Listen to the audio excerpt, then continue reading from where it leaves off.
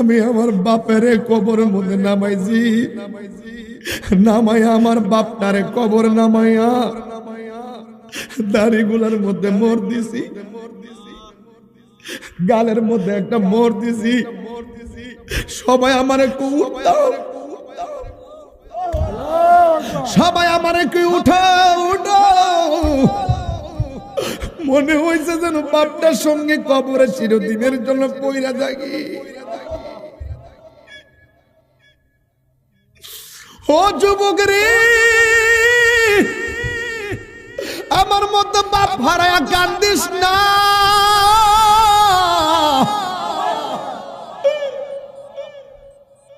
এই বাপটা বাচ্চা থাকতে জান্নাতটা আদায় কইরা ল, ওই মাটা বাচ্চা থাকতে জান্নাতটা আদায় কইরা ল, নাইলে কিন্তু কুলির লাগাল পাওয়া যাবে না রে।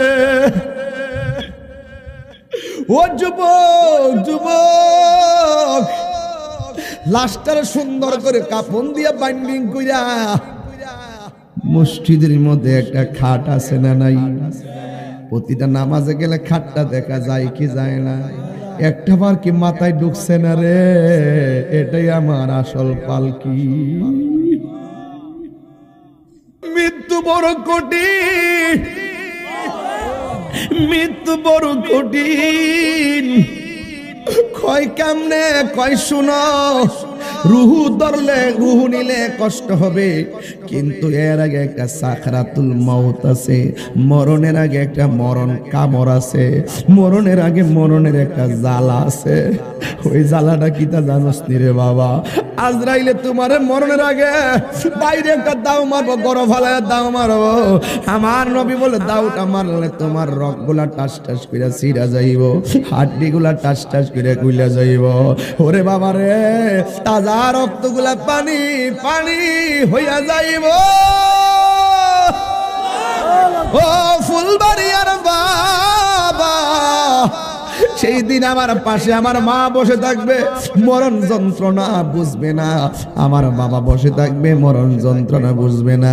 আপনজন সব বসে থাকবে, মরণ যন্ত্রণা বুঝবে না। মরণের আগে একটা মরণ কামড়, কয় না যে মরার আগে একটা সাইড দিয়ে মরে।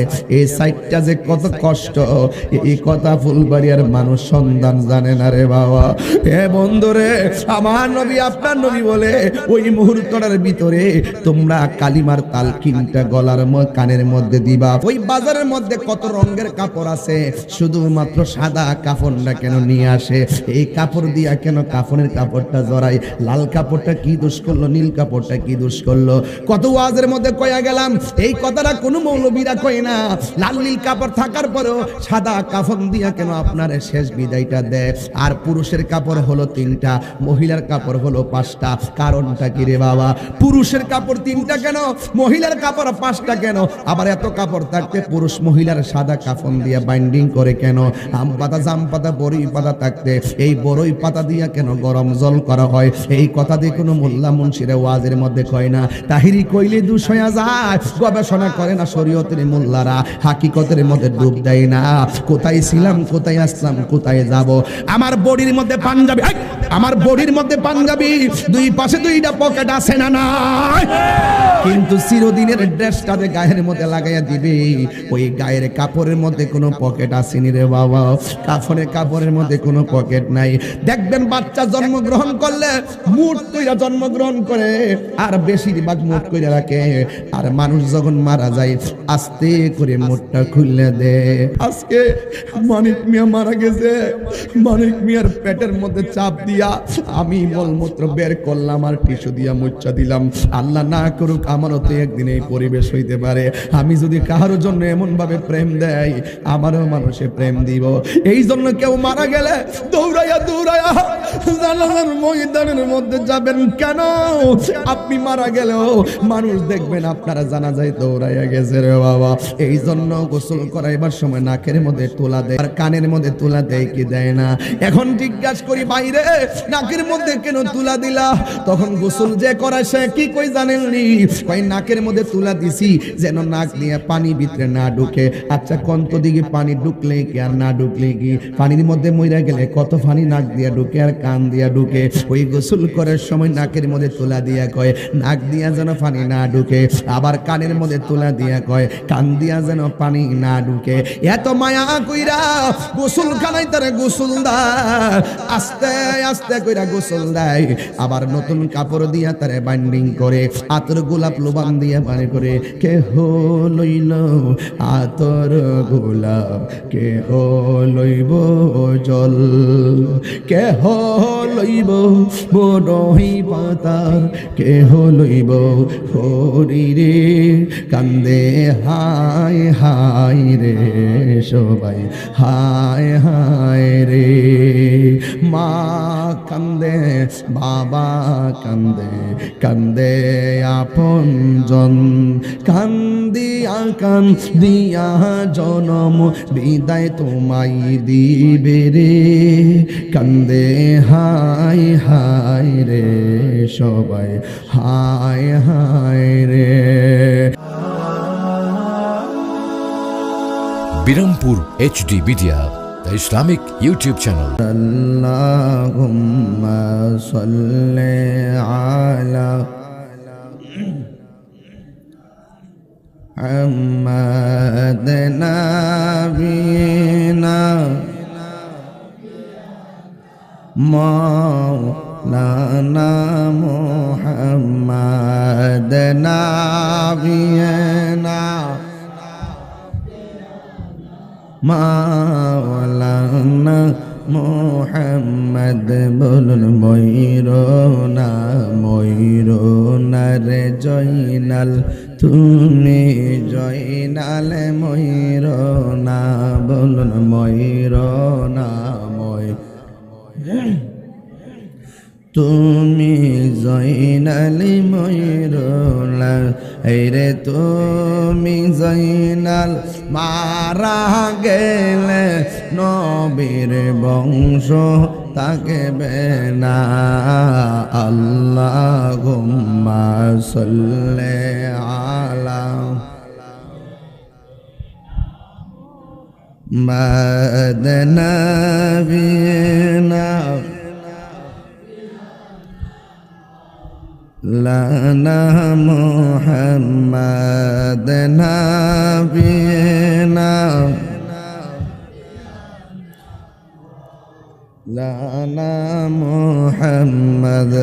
একটা জবান বন্ধ রাখবেন না, মহব্বতে মায়ার সুরে বলুন সুবহানাল্লাহ। এই আমার যুবক, ও আমার ফুলবাড়িয়ার বাবা, ও আমার বন্ধুরা রে আমার, আজকের মাহফিলটা দেখে অনেক শান্তি লাগতেছে। কানায় কানায় ভর্তি, প্যান্ডেলের ভিতরে জায়গা নাই রে বাবা, ভালো লাগতেছে।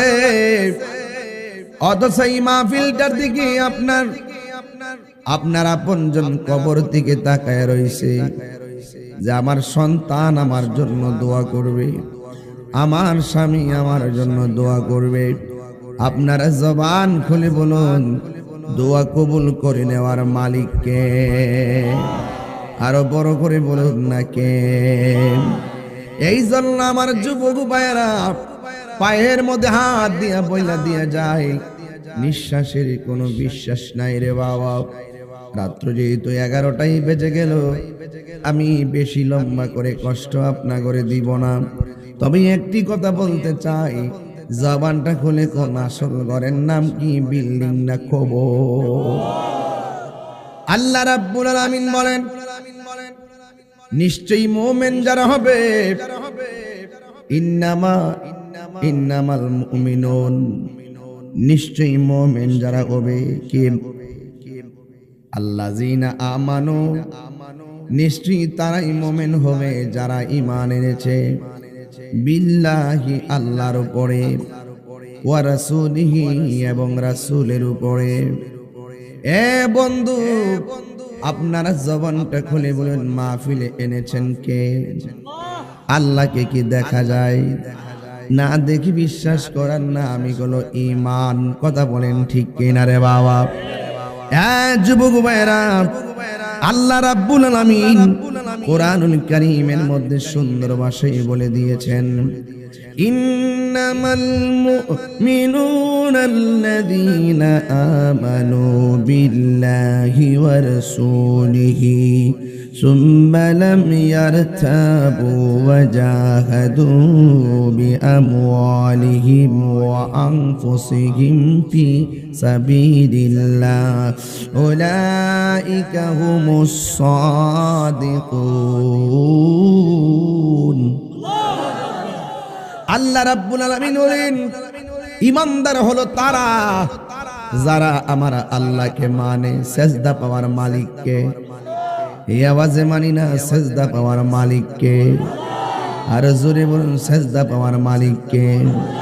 আল্লাহ ছাড়া কি কাউরে সেজদা দেওয়া যাবে? আর জোরে কোন সেজদা দেওয়া যাবে? আল্লাহ ছাড়া কি কাহারো কাছে মাথা নত করা যাবে? আল্লাহ বলে, নিশ্চয়ই মুমিন হলো তারা যারা আল্লাহর উপরে ঈমান আনবে। আমানতু বিল্লাহ, আমি ঈমান আনলাম আল্লাহর প্রতি। এই জন্য আল্লাহরে আমরা দেখি নাই, আল্লাহরে ডাকও শুনি নাই। ও বন্ধুরে, ও ফুলবাড়িয়ার বাবা, আমি শুরুতেই আলোচনা ঢুকাইয়া ফেললাম, কথা বলে সময় নষ্ট করব না রে বাবা। আল্লাহ রাব্বুল আলামিন বলেন, যারা আমি আল্লাহকে বিশ্বাস করেছে, যারা আমার বন্ধু নবীরে বিশ্বাস করেছে, সুম্মা লাম ইয়ারতাবু, অতীতে কোনোদিন আল্লাহ এবং নবী নিয়ে সন্দেহ করে নাই, নিঃসন্দেহে একজনকে আমরা বিশ্বাস করেছি। জবানটা খুলে বলেন তিনি কে? এই আওয়াজে মানি না, জবান খুলে বলুন কে? ওয়াজাহাদু, এবং জিহাদ করেছে, বিআমওয়ালিহিম, তাদের সম্পত্তির দ্বারা, ওয়া আনফুসিহিম, তাদের জীবন দিয়া, ফি সাবিলিল্লাহি, আল্লাহর রাস্তায়। তার মানে প্রমাণ হলো আল্লাহর রাস্তায় জান দিয়া জিহাদ করা লাগবে, আল্লাহর রাস্তায় মাল দিয়া জিহাদ করা লাগবে। যারা এইভাবে আল্লাহকে মাইনা, নবীর মাইনা জীবন দেয়, নবীর জন্য জীবন দেয়, নবীর জন্য সম্পদ ব্যয় করে, আল্লাহ রাব্বুল আলামিন বলে দিয়েছেন, উলাইকা হুমুস সাদিকুন, নিশ্চয় এরাই হলো সত্যনিষ্ঠ মানুষ, এরাই হলো সফল কাম মানুষ। কথা বলেন ঠিক কিনা? এছাড়া যত মানুষ আছে, ইন্নাল ইনসানা লাফি খুসর, আল্লাহু আকবার, আল্লাহু আকবার। এছাড়া যত মানুষ আছে সবাই ক্ষতিগ্রস্ত হয়ে যাবে। এই দুনিয়াতে যারা সম্পদ ওয়ালারা অহংকার করে, এই দুনিয়াতে যারা সুটাম দেহের অধিকারী তারা অহংকার করে, এই দুনিয়াতে যারা ক্ষমতা পায় আল্লাহর ক্ষমতা ভুইলা যায়। এই জন্য আমার আল্লাহ বলতেছেন, দুইটা কন্ডিশন যার মধ্যে না থাকবে এই মানুষগুলা ক্ষতিগ্রস্ত। ইন্নাল ইনসানা লাফি খুসর, নিশ্চয়ই মানুষ ক্ষতিগ্রস্ত। এখন বলবেন, তাহিরি হুজুর, তাইলে লাভবানকে? লাভবানকে আল্লাহ বলে দুইটা কোয়ালিটি যার মধ্যে থাকবে সে হবে লাভবান। এক নম্বর কি? এক নম্বর হলো ঈমান। দুই নম্বর কি? দুই নম্বর হলো নেক আমল। ঈমান কি?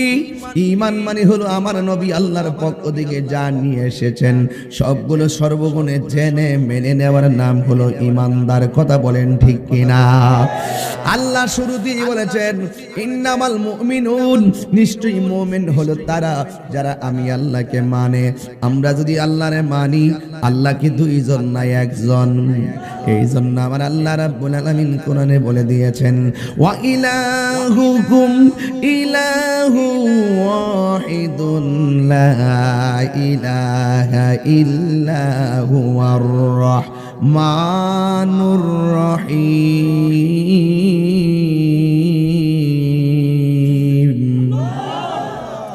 আল্লাহ রাব্বুল আলামিন বলেন, আমি আল্লাহ হইলাম একজন, যার দেখা যায় না, ছড়া ছোঁয়া যায় না, কিন্তু না দেখে বিশ্বাস করার নাম হলো ঈমান। আপনি আল্লাহরে বিশ্বাস করবেন না কেন? কারণ আল্লাহ বলেন তিনি ইন্নাহু হুয়া ইউবদিউ ওয়া ইউঈদ। আল্লাহ হলেন তিনি যিনি আপনার জীবনের মালিক, যিনি আপনার মরণের মালিক, যিনি আপনার শুরুর মালিক, যিনি আপনার শেষের মালিক। ও বন্ধু রে, বন্ধু রে, বন্ধু,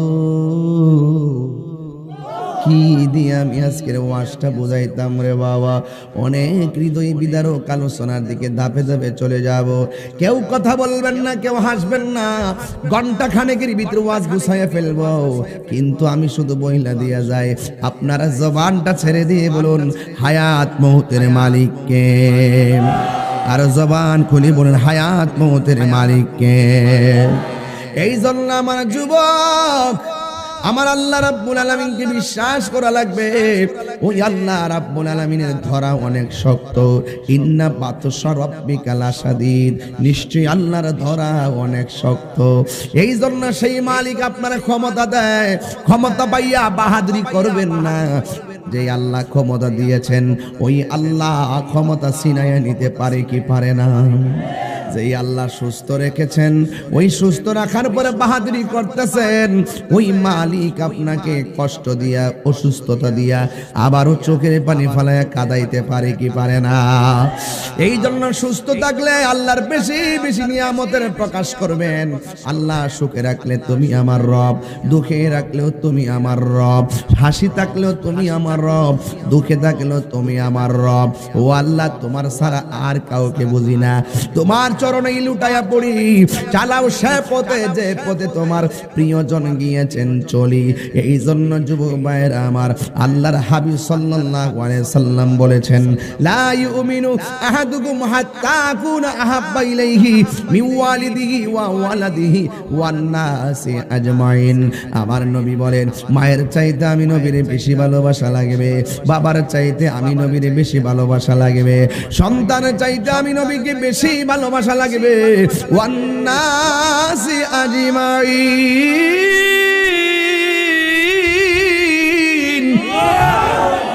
সব মানুষের চাইতে আমার নবীকে বেশি ভালোবাসা লাগবে। এই দাবি কোনো মোল্লার না, জবানটা খুলে কোন সবার চাইতে নবীর বেশি ভালোবাসা লাগবে দাবি কার? তাইলে আমার ওয়াজের দলিল তো বাবা দেওয়াই লাগে। কোরআন শরীফ যে পড়ি কি খারাপ লাগে নাকি রে বাবা? আল্লাহ রাব্বুল আলামিন বলেন, কুল ইন কুনতুম তুহিব্বুনাল্লাহা ফাত্তাবিউনি ইউহিব্বুকুমুল্লাহ ওয়া ইয়াগফির লাকুম যুনুবাকুম ওয়াল্লাহু গফুরুর রহিম।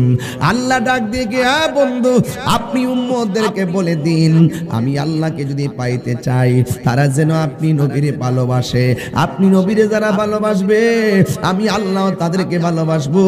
ও শুধুমাত্র আমি ভালোবাসবো না, আমি আল্লাহ আপনার উম্মতের জীবনের গুনাহগুলো মাফ করে দিব। এই জন্য আল্লাহ বলছেন, ইন্নামাল মুমিনুনা আল্লাযীনা আমানু বিল্লাহি ওয়া রাসূলিহি। আল্লাহ বলেন, প্রকৃত ঈমানদার যারা, তারা আল্লাহর এক বলে মানবে।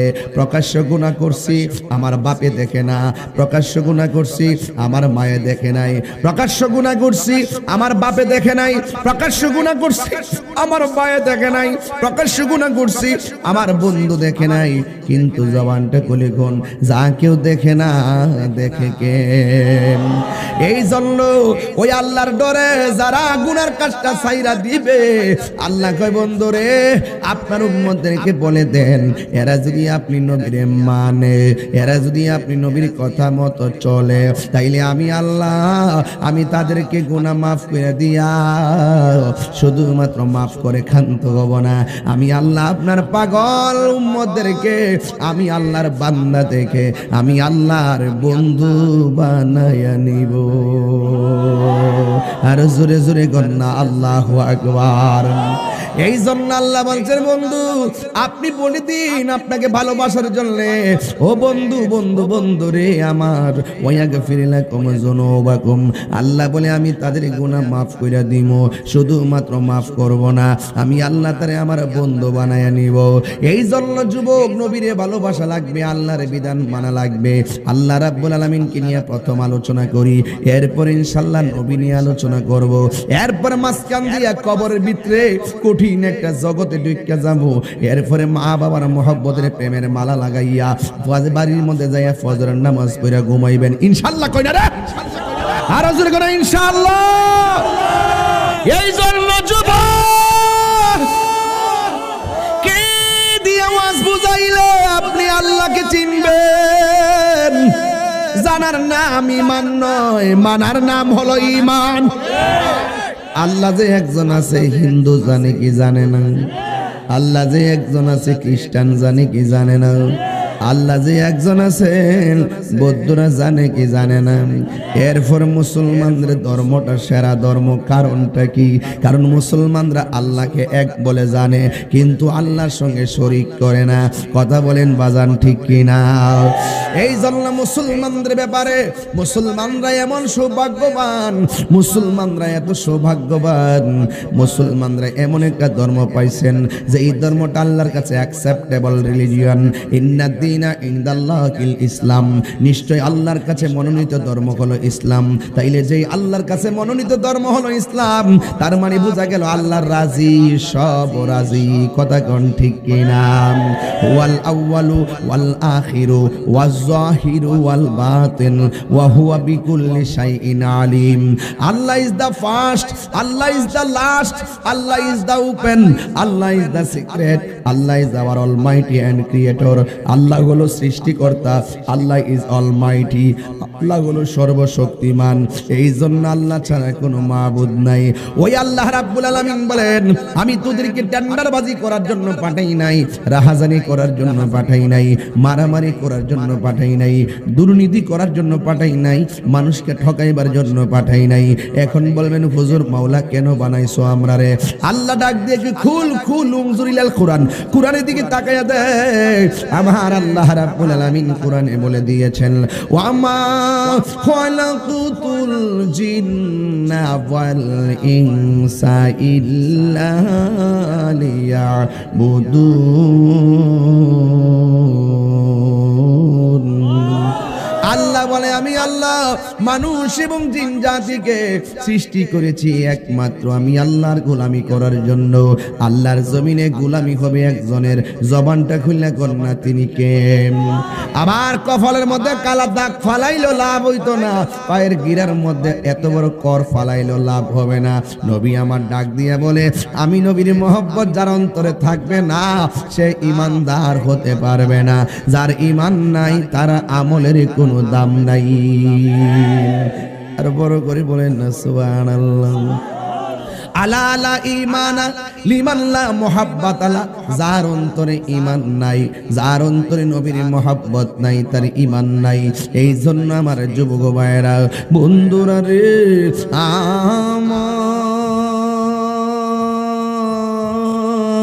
ও ফুলবাড়িয়ার বাবা, আল্লাহরে বালা কইরা চিনায় লই। আল্লাহ ডাক দিয়ে বলে, বান্দারে আমি আল্লাহ তোরে মায়া কইরা বানাইছি। কপায় পায়ের তলা থেকে গলা পর্যন্ত জায়গাটা আমি আল্লাহ ফেরেশতা দিয়ে বানাইছি, আর গলা থেকে মাথার তালু পর্যন্ত জায়গাটা আমি আল্লাহ নিজের কুদরতি হাত দিয়া বানাইছি। এই আওয়াজে মানি না, জোরে কর না সুবহানাল্লাহ। আল্লাহ মানে খালাকতু, কোরআন শরীফের মধ্যে আছে খালাকতু বিয়াদাইয়া।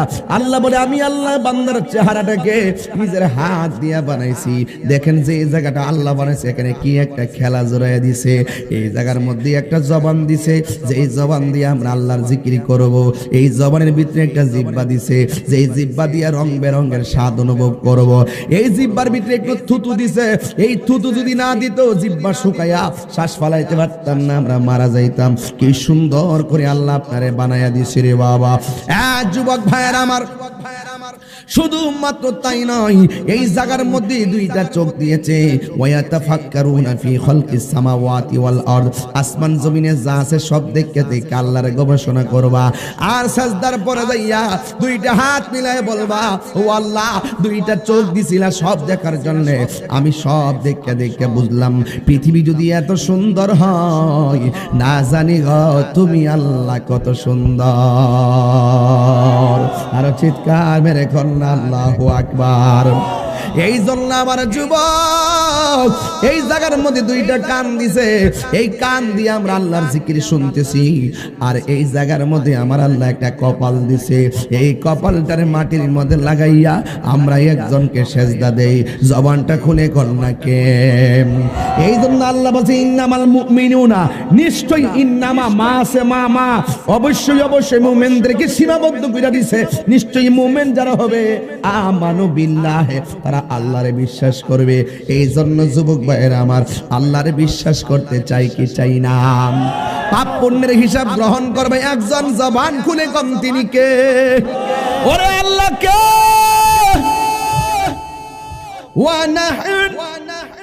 আমি মনে আছে কোরআন শরীফ বেশি পড়তেছি না, কি কষ্ট হইতেছে নাকি? মানে আয়াত যে বেশি পড়তে বিরক্তি লাগতেছে নাকি? বিরক্ত নিয়েন না, কারণ আমাদের কিন্তু বাজান 2 ঘন্টা ওয়াজের ভিতরে আমাদের খণ্ডিত কিছু অংশ কাটটা ফেসবুকে ছাড়ে। এই যে এত সুন্দর কথা বলতেছে এগুলো কিন্তু ছাড়ে না, এজন্য তারা আমাদেরকে চিনতে পারতেছে না। ওরা মনে করতেছে আমরা মানি বুঝি গানাদার টানাদার, এই একটা অপপ্রচার মাঠে ছড়াই রাখছে। কথা কোন ঠিক না বেটি? অথচ আমরা যে এত সুন্দর 2 ঘন্টার ভিতরে প্রায় 2 ঘন্টা ওয়াজ করি সুন্দর, এইগুলো অনলাইনে দেয় না, না দিয়া লাস্টে ওই খণ্ডিত অংশ কাটটা নিয়ে সাইরা সাইরা পাবলিকের বোঝায় আমরা মানে হলো সুন্নিরা ওয়াজ করি না, মনে হয় স্টেজে আওয়াজ করি। আসলে তো ওরা আমাদের ওয়াজ সবটা শুনে না। কথা বলেন ঠিক না বেঠে? আমি যে তেলাওয়াত করব, আপনারা কি আল্লাহকে ডাক দিতে পারবেন? এখন কিন্তু আমি আল্লাহকে নিয়ে কথা বলতেছি, কাকে নিয়ে কথা বলছি? আমি যে আয়াত পড়ছি আয়াতের ভিতরে থাকবো। وَنَحْنُ أَقْرَبُ إِلَيْهِ مِنْ حَبْلِ الْوَرِيدِ।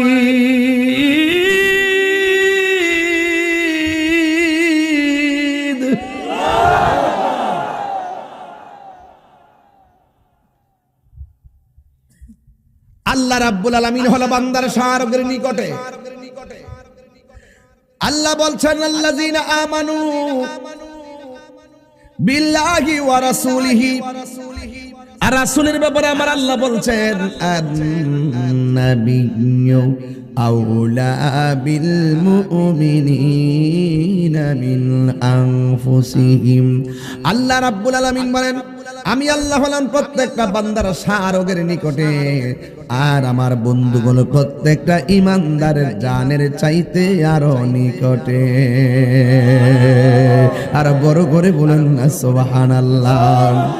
এই জন্য আল্লাহ বলছেন 2টা কোয়ালিটি যার মধ্যে থাকবে তার কবর সুন্দর হয়ে যাবে, মরণ সুন্দর হয়ে যাবে, হাসরের ময়দান সুন্দর হয়ে যাবে।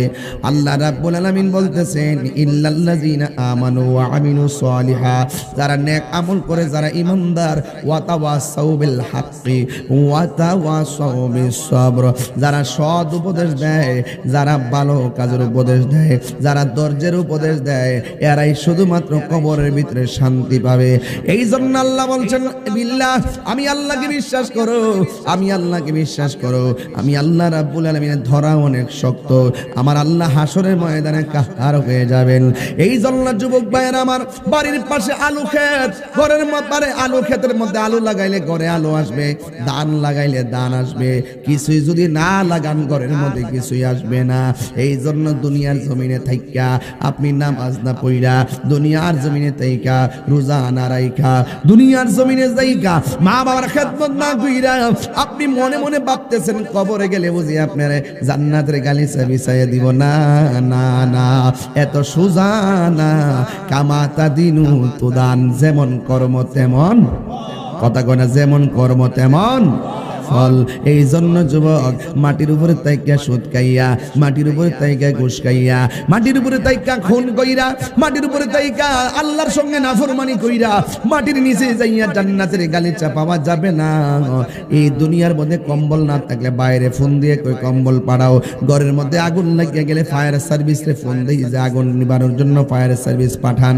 কিন্তু কবরের ভিতরে 2 হাত নিচে কবর, কবর, বাড়ির পাশে কবর, এই কবরের খবর মিনিটের ভিতরে লন্ডন আমেরিকার খবর নাই, কিন্তু 2 হাত নিচে কবর। এই কবরের কবর আমরা নিতে পারতেছি না। এর চাইতে বড় দুর্ভাগ্য কি আছে রে? আমিও তো কবরে গেলে আমার কবর নিতে পারবে না। আমার বাবা চলে গেছে, কবর নিতে পারি নাই। আমার শাশুড়ি চলে গেছে, কবর নিতে পারি নাই। ওই কবরের ভিতরে বৃষ্টির পানি ডুইকা গলা পর্যন্ত পানিতে, হাড্ডিগুলা বাসতেছে, মাথার খুলিটা মাটির সঙ্গে মিশে যাইতেছে, কবর নিতে পারি না। এই জন্য কবরের উপরে যারা আছেন আর কবর নিচে যারা আছেন, ওরা আর আমরা এক জিনিস না।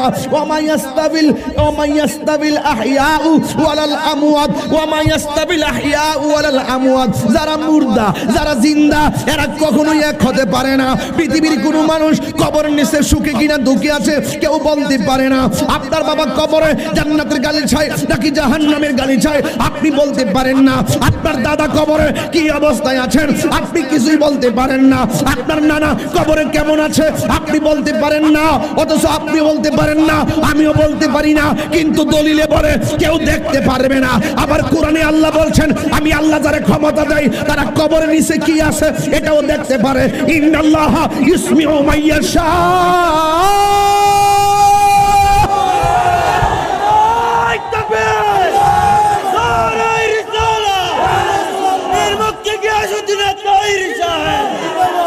আল্লাহু আকবার। ইন্নাল্লাহা ইসমিউ মাইয়াশা। সুবহানাল্লাহ। ঘুমাই গেলে আওয়াজ করব না। আমার যুবক ভাইরা সব নবীর পাগল।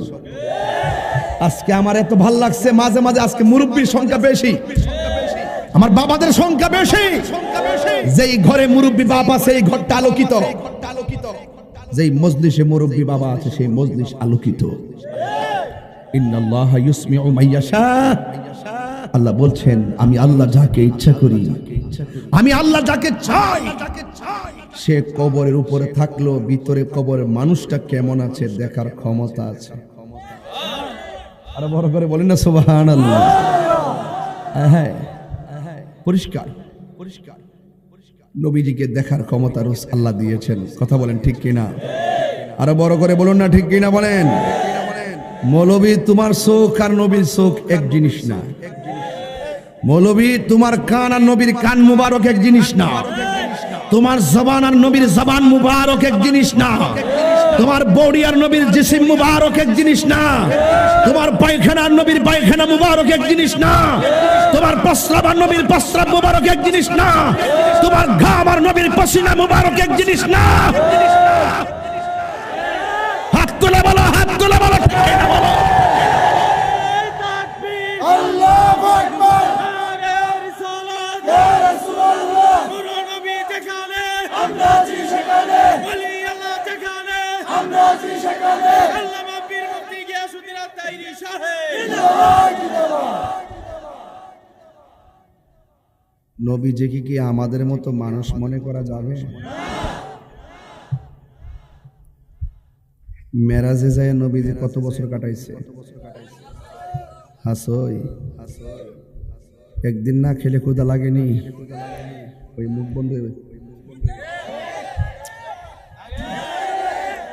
ওয়াজ বাড়িতে নিয়ে যান, পাগলামি না, এটা চেতনা। চেতনা নবীর শানের বিরুদ্ধে কেউ কথা বললে আমার মাথা ঠিক থাকে না। তাহিরি বাইজ্ঞা যাও না ফিলান না। কবরে ওয়াজ করব, কিন্তু কবরে যাওয়ার আগে সোজা করে লই। কবর গেলে তো সব শেষ হবে। যাওয়ার আগে কিছু কাজ আছে না, আগে কাজের সন্ধান দিয়া লই। আগে কি দিয়া লই?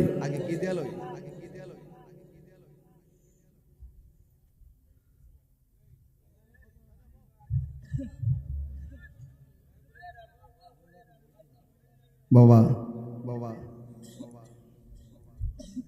বাজান, ওয়াজ কিন্তু ভূমিকা থেকে শুরু করছি, এটা মনে রাখেন। মারহাবা কর। ইচ্ছে করলে 30 মিনিট আনুষঙ্গিক কথা বলতে পারতাম, এরপরে ওয়াজ শুরু করলাম ওই জিকির আজকার দিয়ে 20-22 মিনিট। ওয়াজটা কেন শুরু করছি? রাত্রে 11টা বাজছে থেকে ওয়াজটা শুরু করছি। যদি 10টা হইতো তাহলে আস্তে আস্তে যাইতে হবে, সময়টা কাজে লাগাই। কই গেছিলাম ওয়াজটা লইয়া? একদিন খাইলে ক্ষুধা লাগেনি, 2 দিন খাইলে, 2 দিন না খাইলে, 3 দিন না খাইলে ক্ষুধা লাগেনি? লাগে না। তুমি না খায় দেখো, 3 দিন না খাইলে ক্ষুধা লাগেনি, 4 দিন না খাইলে। তো নবীদের শরীরে মেরাজে গেল, 27টা বছর কাটাইল। নবী কি খাইছে? এই যে রাসূল বলছেন আইয়ুকুম মিসলি, কে আছো আমার মতো? আল্লাহু ইউতঈমুনি ওয়া ইয়াসকিনি, আল্লাহ আমারে খাওয়ায়, আল্লাহ আমারে পান করায়। সেই নবীজিকে কি আমাদের মতো মনে করা যাবে? বললে কি ঈমান থাকবে? ইন্নামাল মুমিনুনা আল্লাযীনা আমানু বিল্লাহি ওয়া রাসূলিহি, যারা আল্লাহরে বিশ্বাস করে আর নবীরে বিশ্বাস করে। আল্লাহরে বিশ্বাস করতে গেলেও আল্লাহর জাত সিফত জাইন্না মাইন্না বুঝা হৃদয়ে ধারণ করতেইব। নবীরে বিশ্বাস করতে গেল নবীরেও 100% জাইন্না মাইন্না এরপরে চলতে হবে। সুল পরিমাণ ইজা ইজতিমা আল হালাল ওয়াল হারাম গালাবাল হারাম। 1 মণ দুধের মধ্যে 1 ফোঁটা চনা পড়লে দুধটা হারাম হয়ে যায়। তো নবী পাকের সব মানার পরে যারা পরিমাণ কেউ যদি অস্বীকার করে তার ঈমান থাকতো না। তো ওয়াজ শুনে কি করবে? নামাজ পড়ে লাভ আছে? কফরা দাগ ফেলে লাভ হইছে? নামাজে এমপিরে সালাম দিলে নামাজ বাদ, মন্ত্রীরে সালাম দিলে নামাজ বাদ, আর নবীরে সালাম না দিলে নামাজ বাদ। পার্থক্য আসেনি? কেমনে কই মুখটা খারাপ করে লাভ নেই। কেমনে ক যে নবী আমার মতো মানুষ? কবরে কি ছবি না নবী? কথা গান ছবি না নবী? আমি আস্তে আস্তে যাবো, কিন্তু একটু মনোযোগ চাই, আর কিছু লাগবে না। উত্তর পিছে পিছে ঘুরছে সমন, পিছে পিছে ঘুরছে সমন, কোন দিন জানি তোর হবে সমন জারি। দেখ না মন ঝাঁক মারিয়ে দুনিয়াদারি, দেখ না মন ঝাঁক মারিয়ে দুনিয়াদারি। ভাই বন্ধু আর আপন জনা, সঙ্গে তোমার কেউ যাবে না। ও তুমি আইছো একা যাইবা একা,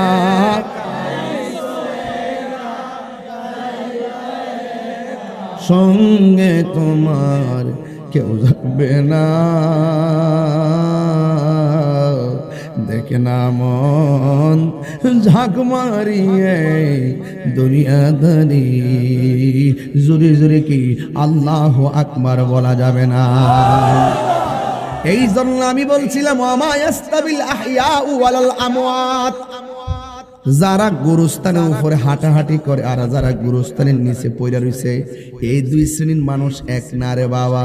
তুমি আমি এখন মাহফিলে আসছি, আপনি আমি আমার বাড়িতে চলে যাব, কিন্তু তাদেরকে 5 বছর আগে মাটির ঘরে শোয়া দিয়ে এলেন, ওই ঘরের খবর আমরা নিতে পারলাম না, তারাও হাইটা আমার বাড়িতে আসতে পারলো না। বন্ধুরে বন্ধুরে ও আমার বাবা, আমি ওয়াজ বোঝাইতাম। আল্লাহ ডাক দিয়ে কই, ও পৃথিবীর মানুষ, আমি আল্লাহ তোরে জীবন দিয়েছি, আমি আল্লাহ তোরে মরণ দিব, আমি মরণ দেওয়ার পরে আবার তোরে আমি জিন্দা করব। কাইফা তাকফুরুনা বিল্লাহি ওয়া কুনতুম আমওয়াতান ফাআহইয়াকুম সুম্মা ইউমীতুকুম সুম্মা ইউহয়িকুম সুম্মা ইলাইহি তুরজাউন। আল্লাহ রাব্বুল আলামিন বলেন, তোমরা আমি আল্লাহকে কিভাবে অস্বীকার করবে? আমি আল্লাহ তোমাদেরকে মুর্দা থেকে জিন্দা বানাইলাম, নিষ্প্রাণ থেকে আমি আল্লাহ তোমারে প্রাণ দিলাম।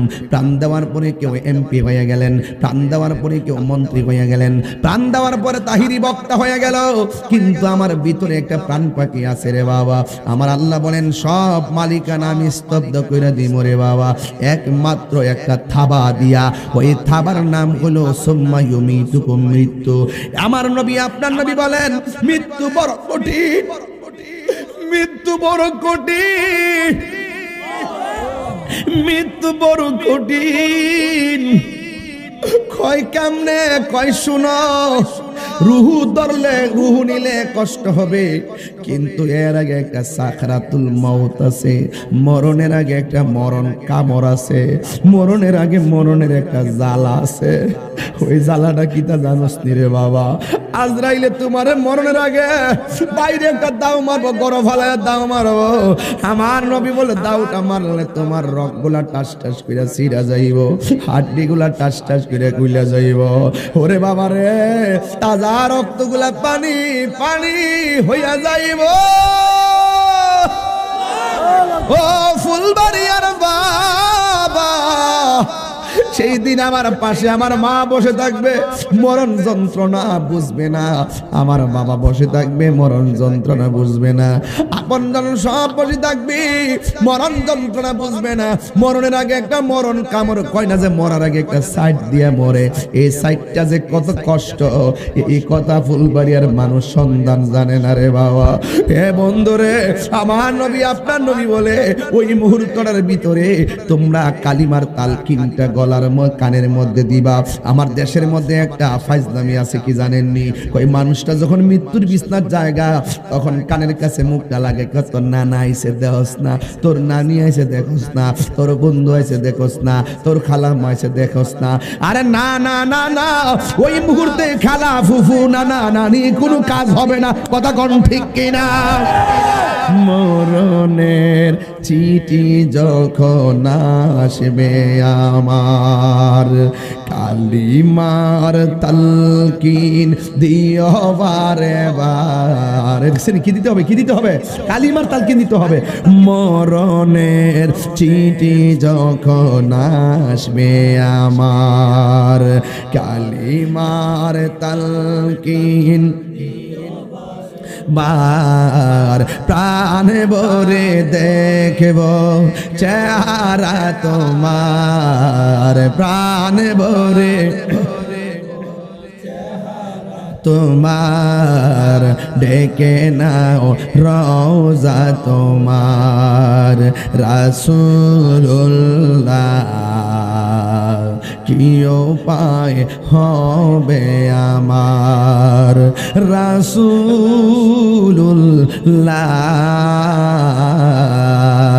কি উপায় হবে আমার?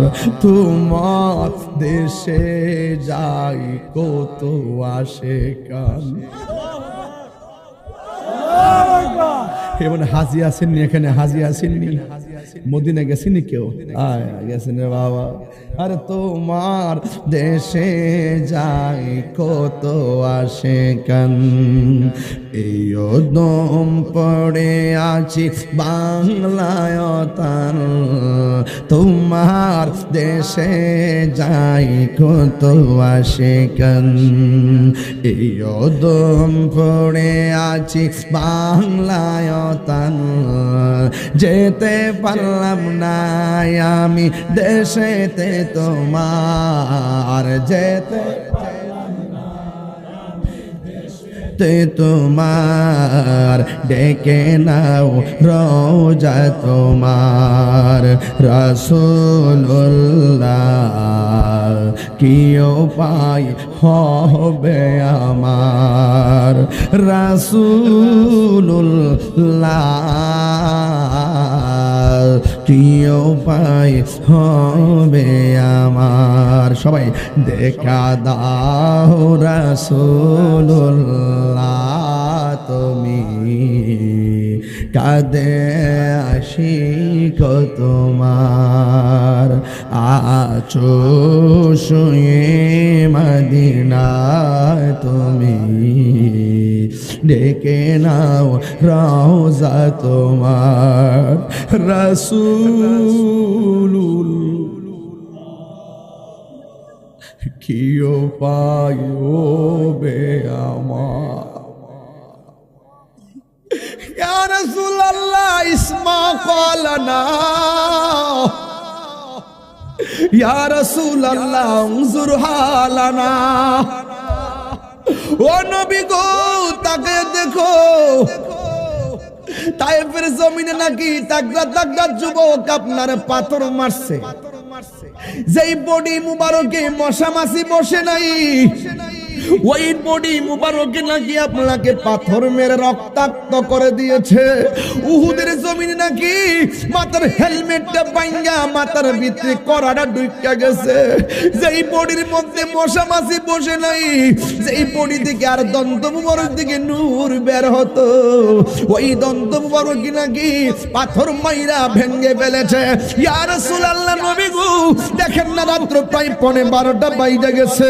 এই 12:30টার সময় ফুলবাড়িয়া লাখাই গ্রামের পাগলরা বাড়ির মধ্যে ঘুমাই নাই।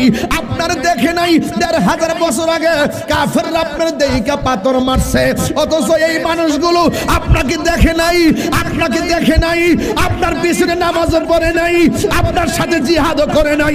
আমার তো মনে হয় গো নবী, ওই তায়েফের জমিনে কাফেররা আপনারা যখন পাথর মেরেছে, এই ফুলবাড়িয়ার পোলাপানগুলা যদি ওই ময়দানে থাকতো, ওই তায়েফের জমিনে যুবকদের পাথরের সামনে ফুলবাড়িয়ার পাগলগুলার বুকটারে পাইতে দিত, আপনার বদন মুবারকে একটা পাথরের আঘাত লাগতে দিত না।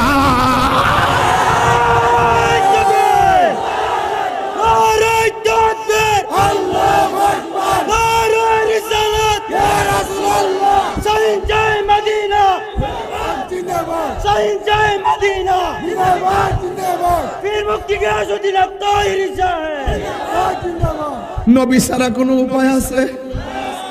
নামাজ যে পড়ছেন কবুল হয়েছে কিনা জানেননি, রোজা যে রাখছেন কবুল হয়েছে কিনা জানেননি, হজ যে করছেন কবুল হয়েছে কিনা জানেননি। আল্লাহ যদি হাসরের ময়দানে কয় তুই নামাজ পড়ছস কবুল হয়েছে না, আমরা কোনো আল্লাহ গ্যারান্টি কার্ড নাই, তোমার কাছে তো সব। আমরা তো জানি না কবুল কেমনে হয় কেমনে হয় না। রোজা যে রাখছস কবুল হয় নাই, আমরা কোনো আল্লাহ রোজা রাখলে কেমনে কবুল হয় কেমনে হয় না আমরা তো জানি না, সব তো তোমার কাছে। আল্লাহ যদি কয় কোনো আমল কবুল হয় নাই, জাহান্নামের দিকে যা, তখন আমরা দাঁড়ায় যাবো ফুলবাড়ির বেড়াইতে দাঁড়ায় কমু আল্লাহ আমার কাছে নামাজ নাই, অসুবিধা নাই, আমার কাছে রোজার বাহাদুরি নাই, অসুবিধা নাই, কিন্তু একটা গ্যারান্টি কার্ড আছে, আমি আপনার নবীকে জানার চাইতে বেশি ভালোবেসেছি। দুই হাত তুলে বলে আল্লাহু আকবার।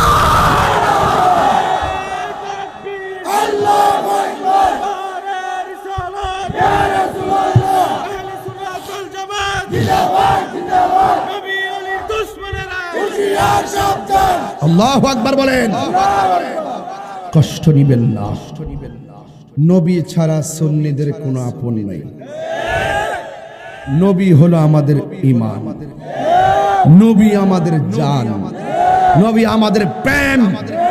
খেয়ালে নবী, আরো জোরে, খেয়ালে নবী, ধ্যানে নবী, আকলে নবী, শয়নে নবী, স্বপনে নবী, লড়তেও নবী, কবরেও নবী, হাসরেও নবী, জান্নাতেও নবী।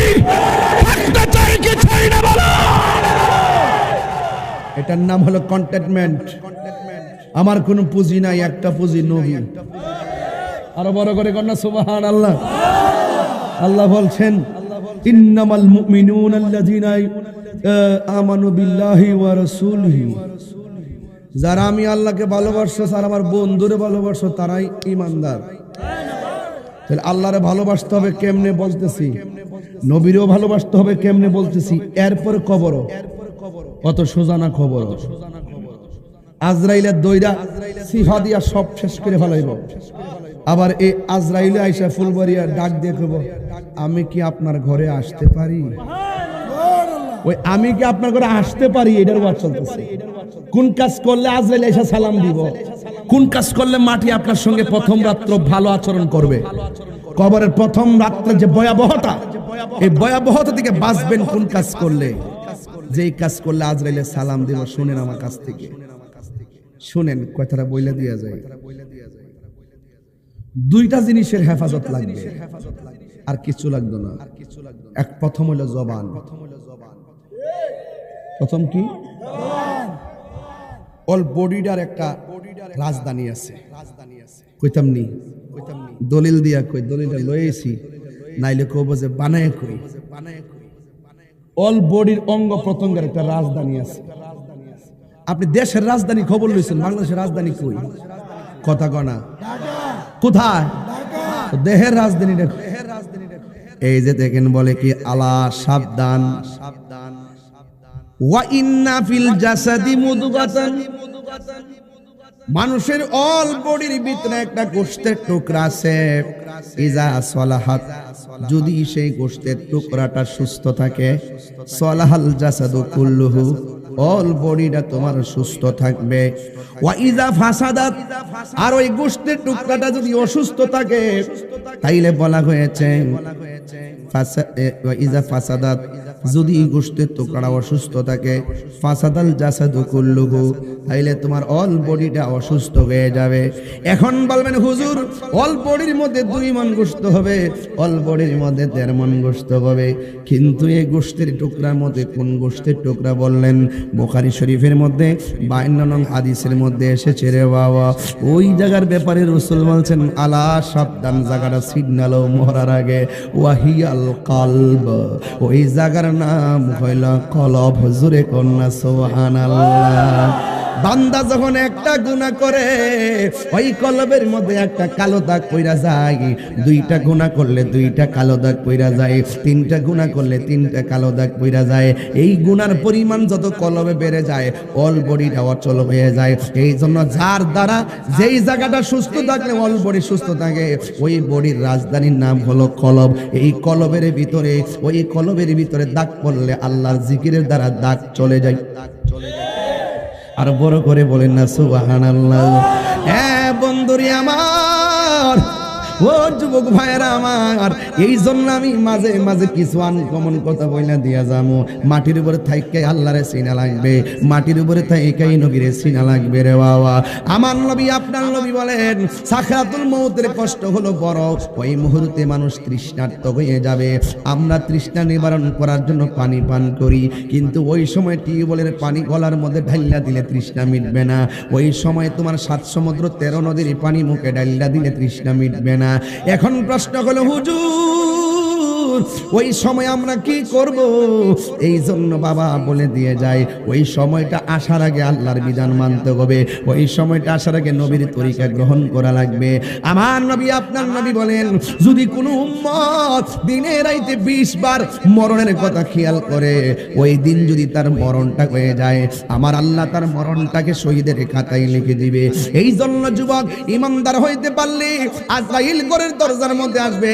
সারা জীবন আমি একটা গান গাইছিলাম, আমার ফতোয়া দিয়া কত মন্দ কইছে রে বাবা। আমি কি রে গানটা গাইছি, মানুষ আমার ফতোয়া দিয়া কয়, দোকান ফাটে কয়, কিচ্ছা কাহিনী কইয়া গেছে, গান গায়া গেছে। এখন দেখলাম 12 বছর পরে আইসা দেখতেছি এই গানটাই বাস্তবতা, ঠিক কিনা? এই ফুলবাড়িয়ার ঘরের মধ্যে মানিক মিয়া মৃত্যুর যন্ত্রণায় কাতরাইতেছে। যে আইতেছে হেরকে আমার মাফ করে দিয়েন, যে আইতেছে হেরকে আমার মাফ করে দিয়েন, আমার মাফ করে দিয়েন, আমার মাফ করে দিয়েন। ডাইনে মানুষ বসা, বামে মানুষ বসা, সামনে মানুষ বসা, পিছনে মানুষ বসা রে বাবা। ও বন্ধু রে, বন্ধু রে, ও বন্ধু, আমার নবী আপনার নবী কি কয় জানেননি? কয় এইভাবে যখন বসা থাকে তখন কানের কাছে থাকিয়া থাকিয়া গল্প গুজব কইরো না, হাই হতাশ কইরো না। এই লোকটা তোমার কোনো সম্পদ নয়, এটা হলো আমার আল্লাহর আমানত। আমানতদার আমানত লইয়া যাইতেছে, তোমার কান্না আসে যায় না। কথা কোন ঠিক কিনা? এই জন্য মানুষ মারা গেলে কান্না নিষেধ, মানুষ মারা গেলে কান্না নিষেধ। তোমার সন্তান তো তোমার না, আপনার সন্তান তো আপনার না, এটা দিছে কেডায়? তাইলে আল্লাহর দেওয়া আমানত আল্লাহ নিয়ে যাইতেছে, এই জন্য কোনো কান্না করা যাবে না রে বাবা। এই জন্য বলছিলাম বাপের আমার আমাল, যেমন আমি অসুস্থ, আমি এখানে পড়ে আছি, আমার ডান পাশে ভাই আছে, বাম পাশে ভাই আছে, সামনে ভাই আছে, পিছনে ভাই আছে, কিন্তু ভাই থাকার পরেও হঠাৎ করে আমারে কয় কি জানেননি? কয় ভাই কি খাইবা? আমি তখন কথা কইতাম না, মুখের মধ্যে চামচ দিয়া পানি দিবে, কিন্তু কণ্ঠের নিচে পানি যাবে না। পানিটা এই দিকটা বায়া বায়া ফইরা যাইবো গা। কেন জানেননি? ওই কন্ট্রোলার সার্ভিস করার জন্য একটা সার্ভিসম্যান ফেরেশতা ছিল। এই ফেরেশতারা তখন বিদায় নিয়ে নিছে, তখন কণ্ঠ বন্ধ হয়ে গেছে। ও ভাই, হাতটার মধ্যে প্লেটটা ধরস না। বাইরে আমি যে হাত লড়াইতে পারি না। হাতের সার্ভিসম্যান একটা ফেরেশতা ছিল, ফেরেশতা চলে গেছে, তোমার হাত অচল হয়ে গেছে।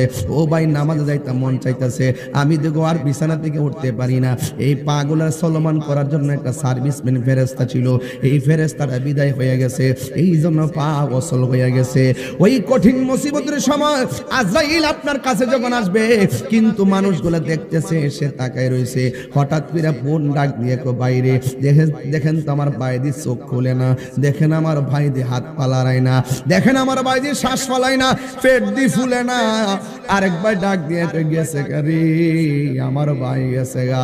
এই কথাটা আমি গানে গানে কইছিলাম, ওরে রংমহলে থাকবারে বন্ধু পালঙ্কে শুইয়া, কোন সন্ধানে মন চূড়া ঢুকিবে আসিয়া, দুয়ারে প্রহরী তয়া প্রবেশ করল কেমনে, আর কি দেখা হবে রে ফুলবাড়িয়াবাসী জীবনে। আমার পাশে ভাই বসা, এত বড় আজরাইল হাদিসের মধ্যে দেখলাম পা থাকবে জমিনে, মাথা থাকবে আসমানে। এত বড় আজরাইলটা ছোট্ট একটা বাঙ্গা করে ঢুকলো কেমনে?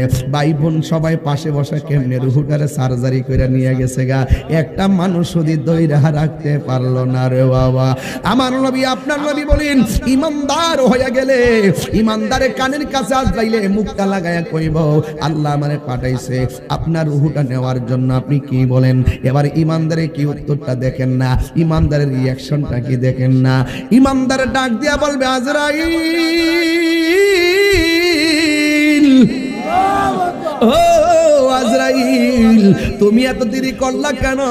তাড়াতাড়ি আমার রূহটারে দেহ থেকে বাইরে করে নিয়ে যাও।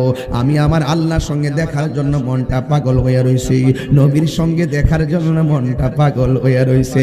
ইমানদাররা সবসময় মৃত্যুকে আলিঙ্গন করে, আর বেঈমানরা ভয় পায়। আমার নবী, আপনার নবী ডাক দিয়ে বলেন, ইমানদার যখন বলবে আমার রূহটা নিয়ে যাও, মায়ের স্তন থেকে রূহটা বের করলে, মায়ের স্তন থেকে দুধ পান কইরা সন্তান যেমনি ঘুমায়। এবং হাদিসের মধ্যে একটা ভাষা দেখলাম, কই এমন একটা বোতল নিবা, বোতল নিয়ে পানিটা ফালাইয়া দিবা। যখন পানিটা ফালাইয়া দিবা, লাস্টের যে ফোঁটাটা ঝরতে থাকবে, ওই রুহুটা এমন ভাবে বোতল থেকে আস্তে, যেমন করে পানির ফোঁটাটা লাস্টে ঝরে, এমন ভাবে রুহুটা আস্তে করে বের হয়ে যাবে। ইমানদার যাররা পরিমাণ কোনো টের পাবে না। এবার ফুলবাড়িয়ার মানুষ মারা গেলে কাফনের কাপড় কোথায় থেকে আনে? বাজার আসেনি রে বাবা।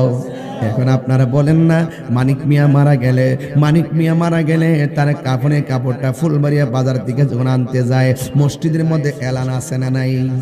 মসজিদের মধ্যে এলান আছে না নাই? যখন বাজারের মধ্যে যায়, ওই বাজারের মধ্যে কত রঙের কাপড় আছে, শুধুমাত্র সাদা কাফনটা কেন নিয়ে আসে? এই কাপড় দিয়া কেন কাফনের কাপড়টা জড়াই? লাল কাপড়টা কি দোষ করলো, নীল কাপড়টা কি দোষ করলো? কত ওয়াজের মধ্যে কয়া গেলাম, এই কথাটা কোনো মৌলবীরা কয় না।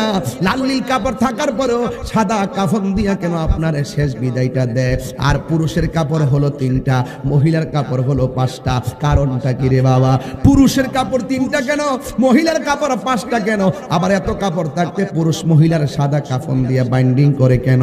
আম পাতা, জাম পাতা, বড়ই পাতা থাকতে এই বড়ই পাতা দিয়া কেন গরম জল করা হয়? এই কথা দিয়ে কোনো মোল্লা মুন্সিরা ওয়াজের মধ্যে কয় না। তাহিরি কইলে দুষ হয়ে যায়, গবেষণা করে না শরীয়তের মোল্লারা, হাকিকতের মধ্যে ডুব দেয় না। কোথায় ছিলাম, কোথায় আসলাম, কোথায় যাব? আমার বডির মধ্যে পাঞ্জাবি, আমার বডির মধ্যে পাঞ্জাবি, দুই পাশে 2টা পকেট আছে না নাই? কিন্তু চিরদিনের ড্রেসটাতে গায়ের মধ্যে লাগাইয়া দিবে, ওই গায়ের কাপড়ের মধ্যে কোনো পকেট আসেনি রে বাবা। কাফনের কাপড়ের মধ্যে কোনো পকেট নাই। দেখবেন বাচ্চা জন্মগ্রহণ করলে মুঠ কইরা জন্মগ্রহণ করে, আর বেশিরভাগ মুঠ কইরা রাখে। আর মানুষ যখন মারা যায়, আস্তে করে মুঠটা খুলে দে, আসছি একা যাইমু একা, সঙ্গে কে হয়ে যাবে না, যে জন তোমার আপন হবে। সুবহানাল্লাহ কই না রে? আরে যে জন তোমার আপন হবে, সোনার মদিনা, জোরে কি সুবহানাল্লাহ বলা যাবে না? এই জন্য যুবক আমার নবী আপনার নবী বলেন ওই কঠিন মুসিবতের সময় ওই যুবক আমার নবী আপনার নবী বলছেন সাকরাতুল মাউতের কথা। এই জন্য আমি ওয়াজটা পিছন দিকে নিয়ে লাভ নাই, সামনে যাওয়া লাগবে, অনেক জায়গা আমার বাকি আছে, সবগুলা জায়গা আজকে পাড়ি দেওয়া লাগবে যদি আপনাদের ধৈর্য পাই ইনশাআল্লাহ। আজকে রাত্রে কোনো আমার মাহফিল নাই, এই জন্য 2 ঘন্টা আগে আইছি, 2 ঘন্টা পরে গেলেও আমার কোনো অসুবিধা নাই। আলহামদুলিল্লাহ কোন রে, আর জোরে কোন আলহামদুলিল্লাহ রে বাবা। তবে বেশি লম্বা করতাম না। আমি বলছিলাম এই গোসল দেওয়ার সময় চতুর্দিকে কাপড় টানাই কি টানাই না? চতুর্দিকে কাপড় টানাই। আমার দেশের মধ্যে দেখবেন শতকরা 90% পোলা পান কাফনের কাপড়টা কেমনে কারণ লাগে জানে না, জানার দরকার আছে না? শতকরা দেখবেন 90% পোলা পান লাশটা গোসল দিতে গেলে কাছেই যায় না। আর মানুষগুলা কেমনে গোসলের নিয়ম, কেমনে ওযু করার লাগে, কখন কোন ওযুটা করার লাগে, এইগুলা কেমনে খিলাল করা লাগে এটাও জানে না। এই জন্য গোসলখানায় যায় যায় শরীক হইবেন। আমার একটা অভ্যাস কি জানেননি, যদি কোনো মুর্দার গোসল করায় আর আমি যদি সুযোগ পাইয়া যাই, আমি বাইরে চেয়ারে বসে থাকি না, আস্তে করে গোসলখানায় ঢুকিয়া যায়। আমি আমার বাবা যদি কেউ যদি মারা যায় মুরব্বী, গোসল করার সময় আমি একটা কাম করি, এর মাথাটা ধরে এমনি বসায় ফেটের মধ্যে একটা চাপ দেই, চাপ দেওয়ার পরে পায়খানা মলমূত্র বের হইলে আমি টিস্যু দিয়া পরিষ্কার কইরা দেই। বাজান এই কাজটা কি আমি খারাপ কাজ করছি রে বাবা? আমি বিশ্বাস করি আজকে মানিক মিয়া মারা গেছে, মানিক মিয়ার পেটের মধ্যে চাপ দিয়া আমি মলমূত্র বের করলাম আর টিস্যু দিয়া মুচ্ছা দিলাম। আল্লাহ না করুক আমারও তো একদিন এই পরিবেশ হইতে পারে। আমি যদি কারোর জন্য এমন ভাবে প্রেম দেয়, আমারও মানুষে প্রেম দিব। এই জন্য কেউ মারা গেলে দৌড়াইয়া জানালার ময়দানের মধ্যে যাবেন কেন? আপনি মারা গেলেও মানুষ দেখবেন আপনারা জানাজায় দৌড়াইয়া গেছে রে বাবা। এই জন্য গোসল করাইবার সময় নাকের মধ্যে তুলা দেয় আর কানের মধ্যে তুলা দেয় কি দেয় না? এখন জিজ্ঞাসা করি বাইরে নাকের মধ্যে কেন তুলা দিলা? তখন গোসল যে করায় সে কি কই জানেননি, কই নাকের মধ্যে তুলা দিছি যেন নাক দিয়ে পানি ভিতরে না ঢুকে। আচ্ছা কন্ত দিকে পানি ঢুকলে কি আর না ঢুকলে কি? পানির মধ্যে মইরা গেলে কত পানি নাক দিয়া ঢুকে আর কান দিয়া ঢুকে। ওই গোসল করার সময় নাকের মধ্যে তুলা দিয়া কয় নাক দিয়া যেন পানি না ঢুকে, আবার কানের মধ্যে তুলা দিয়া কয় কান দিয়া যেন পানি না ঢুকে।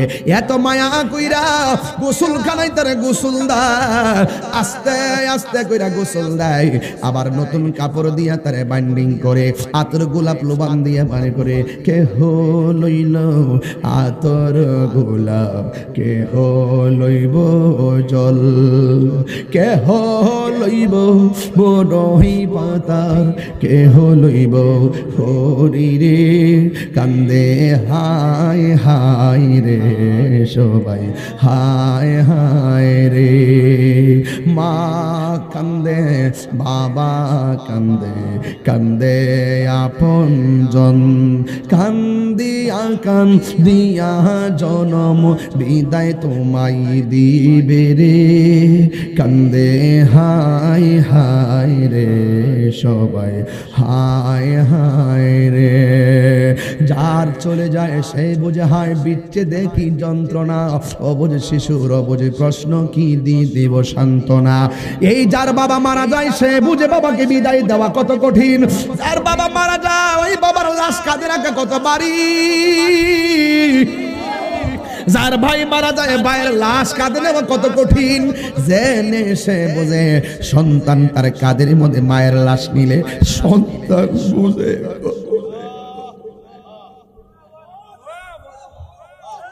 আমি আমার বাপের কবরের মধ্যে নামাইছি, নামাইয়া আমার বাপটারে কবর নামাইয়া দাড়িগুলার মধ্যে মোর দিছি, গালের মধ্যে একটা মোর দিছি। সবাই আমারে উঠাও,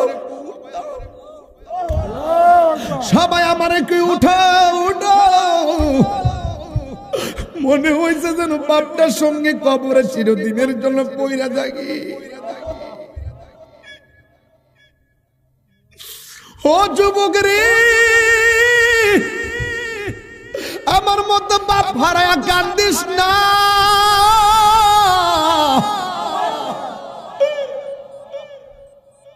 এই বাপটা বাচ্চা থাকতে জান্নাতটা আদায় কইরা ল, ওই মাটা বাচ্চা থাকতে জান্নাতটা আদায় কইরা ল। নাইলে কিন্তু কুলির লাগাল পাওয়া যাবে না রে।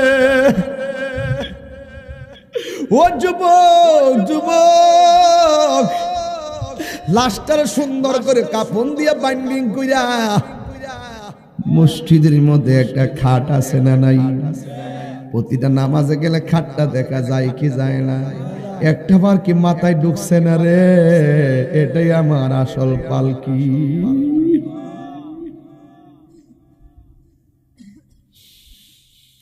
এটাই আমার আসল পালকি। এই পালকি দিয়ে আমার লইয়া আসল বাড়ি যাইব। হয়রা ও ফুলবাড়িয়ার বন্ধু, এবার গোসল দেওয়াইয়া কাফনটা লাগাইয়া, রে কি মায়া মায়া রে মায়া, সবাই তারে কান্দের মধ্যে লইছে। দেখেন বাবা, মানুষ কান্দের মধ্যে ভারী কিছু লয় না, আগের মতো ভার কান্দে এখন লয় না। আগের মুরব্বীরা বাঁশ বার কান্দে নিছে, ধান কান্দে নিছে, এখন জোয়ান পোলাপান কাঁধে বার নিতে পারে না, সয় না সয় না। কিন্তু আমার দেশে যখন মানুষ মারা যায়, লাশটারে কাঁধে নেওয়ার জন্য পাগল হয়ে যায়। কথা গণা ঠিক কিনা? এবার লাশটারে লইয়া আসল বাড়ি যাইতেছে। যদি আপনি ইমানদার হন, আপনারে জিগাইব, ও আল্লাহর বান্দা, তোমার কবরে আপন কে হবে? ইমানদার বলবে, আমার কবরে যিনি আপন হবে, আমার কবরে নামাইবার সাথে সাথে তিনি তার কোলে নিবে। আর জোরে জোরে করেন আল্লাহু আকবার। এ আমার যুবক ভাইরা, ও মুরব্বী বাবারা, ওই কবরের মধ্যে নামায়া দেওয়ার পর আমি যদি প্রশ্ন করি, ভাই আমার আপনি দাঁড়ান, আপনি দাঁড়ান না একটু, এসে তুমি দাঁড়াও একটু, তোমার একটু প্রশ্ন করি, সবাই তোমার থেকে শিক্ষা লাগ কাজ হবে। তুমি বলো না কবরের মধ্যে প্রশ্ন করবে কয়টা? এই যে দেখেন তিনটা, হেতেও কই তিনটা, অথচ বুখারী শরীফের মধ্যে আছে। আমি তাহিরি কইলি তো আমার দোষ হয়ে যাইব গা। এই বেটাকে কবরে প্রশ্ন করব কয়টা? আর আমি কইতাছি কবরে প্রশ্ন করব একটা। লাক্সিনি ফেসরে বাবা, কবরের মধ্যে প্রশ্ন করব একটা। তিনটাও ঠিক আছে, একটাও ঠিক আছে, পাগলা বরে বাবা বয় বব।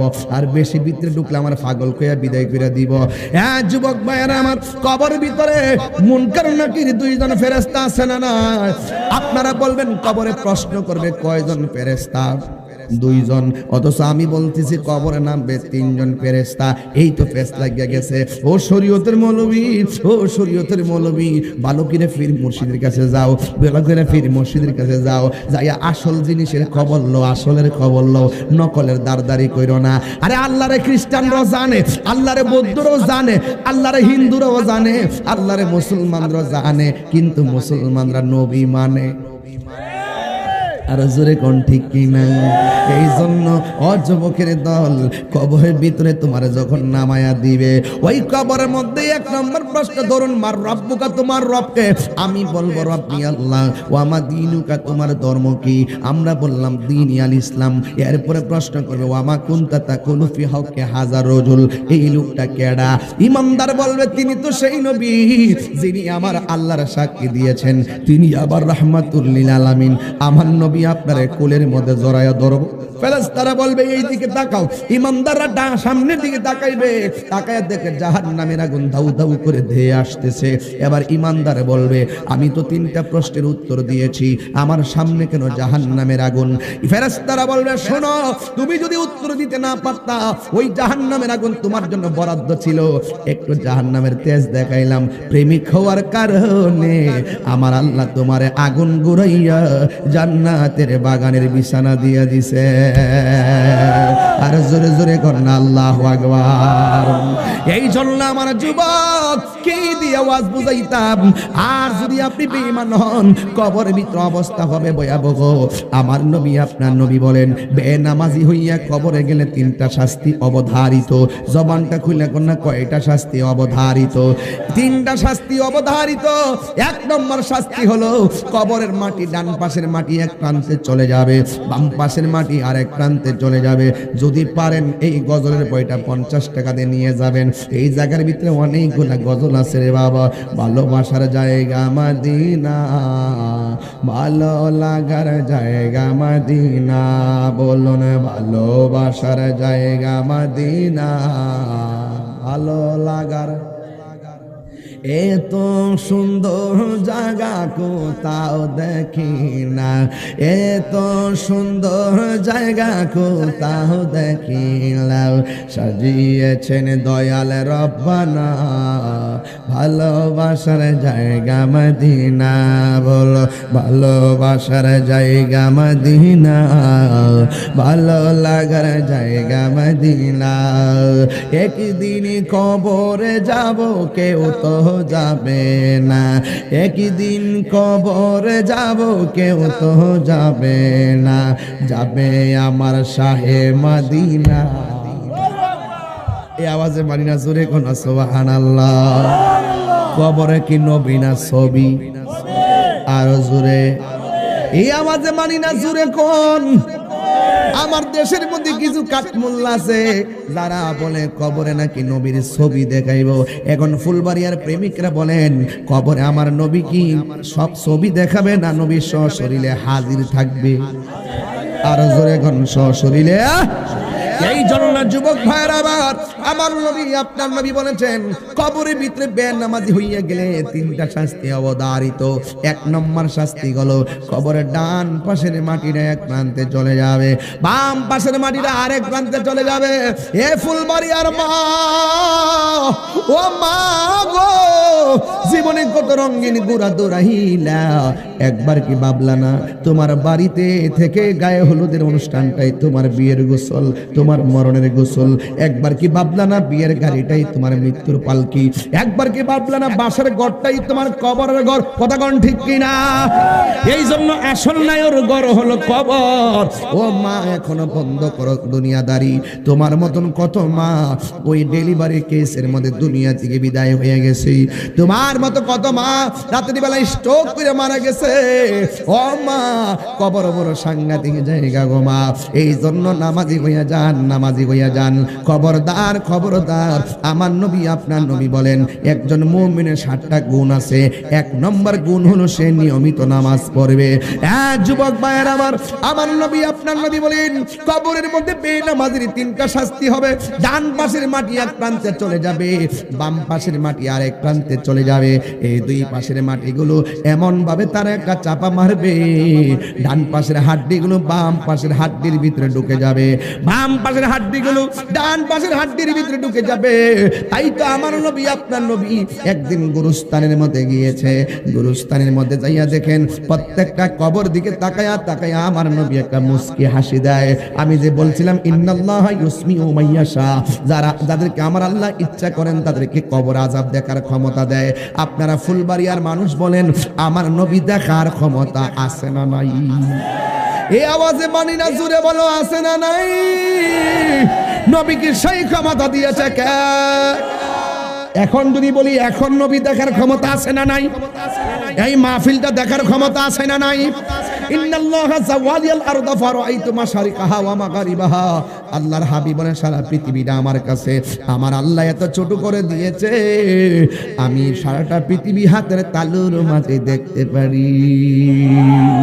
এই ফুলবাড়িয়া থেকে মদিনা অনেক দূর, কিন্তু মদিনাওয়ালার কাছে ফুলবাড়িয়া দূর নয়। কথা কোন ঠিক কিনা? সোনার মদিনা। এই ছেলে এই কই যাও? মদিনাওয়ালা। তোমাদের জন্য গজল লিখে, তোমাদের জন্য শুধু গজল লিখাইতেছি, তোমার ওয়াজ বুঝতে না, এর জন্য কিছু খোরাক দিতেছি। সোনার মদিনা রে, সোনার মদিনা বহু দূরে, কিন্তু মদিনাওয়ালা। এই যে মুখ বন্ধ, এই গজব পড়ছে, কিন্তু মদিনাওয়ালা আসিনি আসিনি আসিনি। আমি যদি এখন চিটাগাং থাকতাম আর চিটাগাং যদি ওয়াজ করতাম এ সুরে কিন্তু গজল রইল নইলে, ওখানে গেলে আবার একটু টান লাগে জুড়ে। সোনার মদিনা বহু দূরে, সোনার মদিনা বহু দূরে, কিন্তু মদিনাওয়ালা, কিন্তু মদিনাওয়ালা হে আমার অন্তর জুড়ে মদিনায় আছে রে মদিনা মদিনা বলে রে বলো মদিনা মদিনা বলে রে বলুন সোনার মদিনা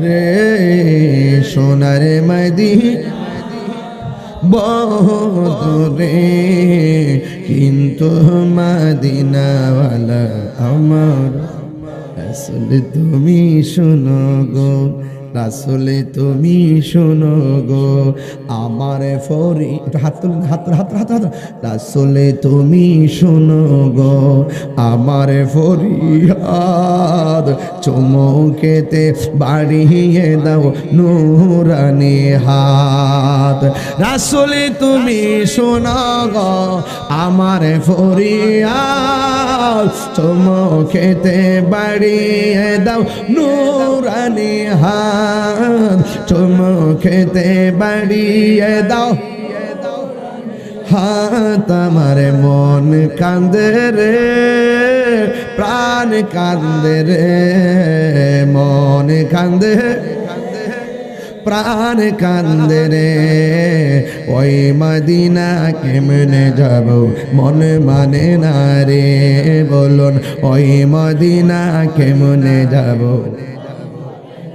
মদিনা আমার জান মদিনা আমার প্রাণ মদিনাতে আছে আমার জানের জান মদিনাতে আছে আমার জানের জান রব্বুল আলামিন তোমারি বুকে পাঠালেন আমাদের নূরের নবী রে ইয়া রাসূলুল্লাহ কয় না রে আরে তিনবার কোন ইয়া রাসূলুল্লাহ ইয়া রাসূলুল্লাহ নবী ফুলবাড়িয়ার মাহফিল দেখার ক্ষমতা আছে না না নবী আশিকের মনের ঘরে আছে না নাই তোমার টাকা নাই মদিনা যেতে পারো না তোমার টাকা নাই পাসপোর্ট করতে পারো না তোমার টাকা নাই ভিসা নাই তুমি ভিসা করতে পারো না তোমার টাকা নাই বিমান ভাড়া সংগ্রহ করতে পারো না কিন্তু তোমার ভিতরে যদি নবীর প্রেম থাকে এই ফুলবাড়িয়ার ভাঙ্গা করে বসে প্রতি রাতে ওযু করে 40 বার 40 দিন দুরূদ শরীফ পড়বা দেখবা নবীর শরীরে তোমার ভাঙ্গা করে হাজির হয়ে গেছে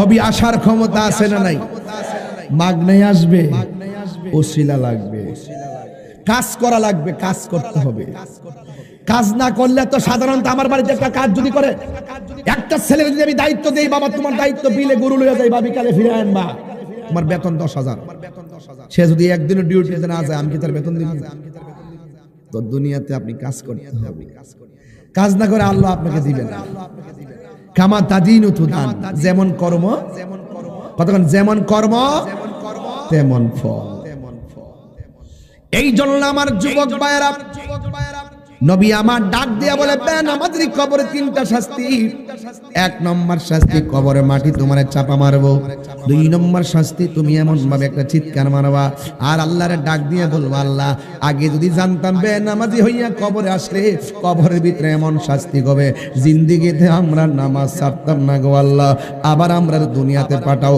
একটা ওয়াক্ত নামাজও কাজা করব না আল্লাহ ডাক দেখে সুম্মা ইউমিতুকুম সুম্মা ইউহয়িকুম এরপরে আর দুনিয়া যাওয়া যাবে না সুম্মা ইলাইহি তুরজাউন তোমরা আমি আল্লাহর কাছে ফিরে আসতে হবে আমার কাছে আসার পরে পাপ পুণ্যের হিসাব হবে হাসরের ময়দানে উলঙ্গ অবস্থায় উঠতে হবে একজনের গায়ের মধ্যে কাপড় থাকবে না আয়েশা সিদ্দিকা ডাক দিয়া বলে ইয়া রাসূলুল্লাহ নবী গো ও মায়ার নবীজি, হাসরের ময়দানে মানুষ যদি উলঙ্গ অবস্থায় উঠে, একজনের লজ্জাস্থান আর একজনের দেখতে পালাইব, এটা আবার কেমন মাঠ গো। আমার নবী ডাক দিয়ে বলে, আয়েশা, কবর দিকে মানুষকে উঠানো হবে গাট্টা বাঁকা কইরা, কেউ সামনে দিকে তাকাইতে পারবে না। এইভাবে হাসরের ময়দানে উঠবে, নিচে থাকবে একদম তামার মাটি, এমন গরম থাকবে, মাথার হাত বিঘাত উপরে সূর্যটা থাকবে, মাথার তালুর মধ্যে একটা তাপ মারবো, সাথে সাথে বাতের মারের মতন মগজগুলা ছিটে ছিটে পড়ে যাবে। ওই কঠিন মুসিবতে ওই পায়ের নিচে থাকবে গরম, আর মাথার উপরে থাকবে সূর্য, অল বডি থেকে ঘামগুলা জোরা জোরা পড়বো, পড়ার কারণে কেউ গিরা পানিতে সাঁতার কাটবো, কেউ হাঁটু পানিতে সাঁতার কাটবো, কেউ কোমর পানিতে সাঁতার কাটবো। আর মানুষ আল্লাহকে বললে, আল্লাহ হইলে জান্নাত দাও, নাইলে জাহান্নাম দাও, তাড়াতাড়ি হিসাবটা দাও, একটা না একটা তুমি করো। আর আমাদের সহ্য হয় না। ওই কঠিন মুসিবতে মা সন্তানের সামনে দিয়া যাবে, কিন্তু পরিচয় দেওয়ার সুযোগ নাই। ভাই ভাইয়ের সামনে দিয়া যাবে, পরিচয় দেওয়ার কোনো সুযোগ নাই। ওই কঠিন মুসিবতে সর্বপ্রথম আমার আল্লাহ যেই আমলের হিসাব করবে, ওই আমলটার নাম হলো সালাত। সালাত সালাত। আমার নবী দুনিয়া থেকে যাওয়ার সময় তিনটা কথা বলছিল, আয়েশা রে, আয়েশা রে, ও আয়েশা আমার মিসওয়াকটা দাও, ও আয়েশা রে মাটির পাতিলের ভিতরে কিছু মুদ্রা আছে, মুদ্রাটি দাও। তিন নম্বর কথা বলছে আয়েশা, সালাত সালাত সালাত, নামাজ নামাজ নামাজ। হাসরের ময়দানে নামাজের হিসাব করা হবে, ওই হিসাবটা না দিতে পারলে অবস্থা ভয়াবহ হয়ে যাবে। এই জন্য যুবক আমার, নামাজ না পড়ে হাসরের ময়দানে উঠলে আল্লাহর সামনে মুখটা দেখাইবেন কেমনে? এই জন্য নামাজটা পড়া লাগবে রে বাবা। এরপরে আমার নবী, আপনার নবীর সম্মান নিয়ে কিছু কথা বলতেই হয়। আমার নবী বলে, হাসরের ময়দানে কোটি কোটি সাপ মানুষদেরকে দৌড়ানি দিবে, ওই সাপের দৌড়ানো খাইয়া মানুষ যাইয়া হুমরি মাইরা যাইয়া পড়বে। তখন মানুষ ডাক দিয়ে বলবে, সাপ রে সাপ, এমন ভাবে কেন তুমি আমরারে দৌড়াইতেছো? এই কোটি কোটি সাপ এক একটা মানুষের বলবে, বেশি কথা বলবা না, বেশি কথা বললে সবল মারবো, তাড়াতাড়ি হাতটা বাড়াইয়া দাও। এমন ভাবে হাতটা বাড়াইয়া দিবে, কোটি কোটি সাপ এই হাত দিয়া বাইয়া মুখের কাছে ফনা তুলিয়া দাঁড়াইয়া বলবে, তাড়াতাড়ি মুখটা হা করো। এবার বলে, না ভাই, তাহলে কপালে কিন্তু সবল দিমু। এরপরে সাপের ডরে মুখটা হা করবে। এক একটা সাপের বিষ কেমন জানেননি? একটা সাপ যদি দুনিয়ার মধ্যে শ্বাস ফলাইতো, বিষের যন্ত্রণায় সব গাছপালা গুলা মরে যেত। এমন কঠিন বিষাক্ত সাপ তারা হাত দিয়ে উইটা এখানে সবল দিবে, বলবে তোমার মুখটা হা করো। কোটি কোটি সাপ মুখ দিয়া ঢুকিয়া পেটের মধ্যে যায় আশ্রয় নিব। পেটটা আস্তে আস্তে গড়ের মতন ফুলে যাবে, আল্লাহর হাবিবের মায়া লেগে যাবে। আল্লাহর হাবিব ডাক দিয়ে বলবে, আল্লাহ এরা কেন এমন ভাবে সাপে কেন দৌড়াইলো, আর কেন এমন ভাবে আইসা সাপ পেটের ভিতরে ঢুকলো? পেটটা কেন গড়ের মতো হয়ে গেছে, এমন ভাবে পেটটা ফুলে গেছে, একটা কদম আর সামনে দিতে পারে না। এবার আল্লাহর হাবিব ডাক দিয়ে কয়, আল্লাহ এরা কে গো? কোন আযাবের কারণে এমন শাস্তি দিতেছো? কোন কারণে তুমি এমন শাস্তি দিতেছো? ওই মুহূর্তে আল্লাহ বলবে, বন্ধু আমি আল্লাহ তারে ধন দিছিলাম, সম্পদ দিছিলাম, কিন্তু সে দুনিয়ার মধ্যে যত টাকা হারাম খাইছে, দুনিয়ার মধ্যে যত টাকা সুদ খাইছে, সবগুলো হারাম টাকারে আমি আল্লাহ আজকে সাপ বানাইছি এর দংশন করার জন্য। এই জন্যই তো আমার নবী মুমিনের 7টা আলামতের মধ্যে 2 নম্বর আলামত বলছে, তুমি অবশ্যই যাকাত দেওয়া লাগবে। যাকাত দিলে সম্পদটা পবিত্র হয়, যাকাত দিলে সম্পদটা পবিত্র হয়। আমার মনে হয় এই ফুলবাড়িয়া যত কোটিপতি আছে, সবাই যদি সুষম বন্টন নীতির আলোকে যদি তারা যাকাতের টাকাগুলা ঘরে ঘরে পৌঁছাইয়া দিত, তাইলে ফুলবাড়িয়াতে একটা গরিব সমাজে থাকতো না। কথা বলেন ঠিক কিনা? আমার নবী, আপনার নবী, ওই নবী রাহমাতুল লিল আলামিন একদিন একটা গুরুস্থানের মধ্যে গেলেন। গুরুস্থানের মধ্যে যাওয়ার পরে আমার নবী দেখতেছেন 1-2টা কবরের মধ্যে আযাব হইতেছে। নবী আমার ডাক দিয়ে বলে, ও সাহাবারা, তোমরা জানো নি 2টা কবরের মধ্যে কেন আযাব হইতেছে? একটা কবরে আযাব হইতেছে প্রস্রাব করে পানি নিত না, 2 নম্বর কবরে আযাব হইতেছে এই মানুষটা চুগলখড়ি করত। এই জন্য যুবক ভাইয়েরা, দোকানপাটে পয়সা মুনাফিকি করবেন না, ইচ্ছা করলে কারো বিরুদ্ধে কথা বলবেন না, মুনাফিকি করে দরবার লাগাইবেন না। এই জন্য আমার নবী বলেন, এই কবরের মানুষটা প্রস্রাব করে পানি নিত না, এই জন্য কবরের মধ্যে আযাব হইতেছে। আপনারা জবানটা খুললে গন, আমার নবী দেখার ক্ষমতা আছে না নাই? ওই যে আয়াতটা মনে হয়ে গেছে, ইন্নাল্লাহা ইউসমিউ মাইয়াশা, নিশ্চয়ই আল্লাহ যার ইচ্ছা করেছে কবরের আযাব দেখে। গতকাল কথাটা বলছিলাম, মনে আছে নি মুর্শিদ? গতকাল কথাটা বলছি, বলছিলাম আমার নবী গুরুস্থানের মধ্যে গেছে, যাইয়া দেখে সব কবরের মধ্যে জান্নাতের বিছানা বিছাইয়া রাখছে। আমার নবী মুস্কি মুস্কি হাসতেছে। সাহাবীরা ডাক দিয়া, আল্লাহু আকবার জোরে হবে, সাহাবীরা ডাক দিয়া কয় ইয়া রাসূলুল্লাহ, নবী গো,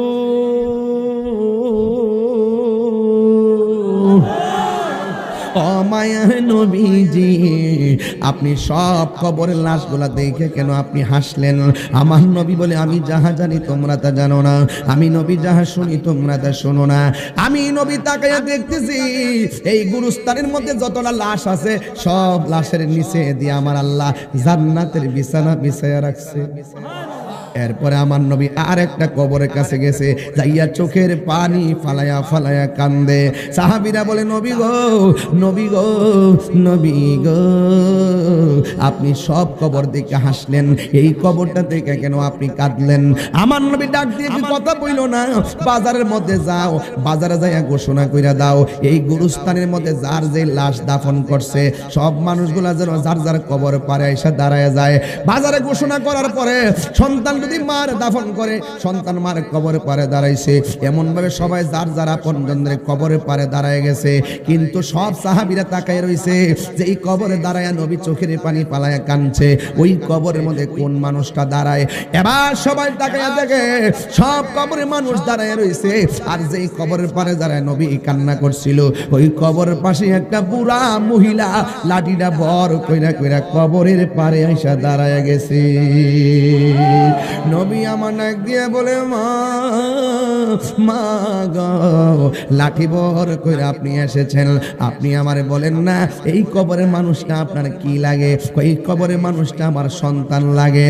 এবার আমার নবী ডাক দিয়ে কই, ও মা, আপনি জানেননি কবরে আপনার সন্তানটা কেমন আছে?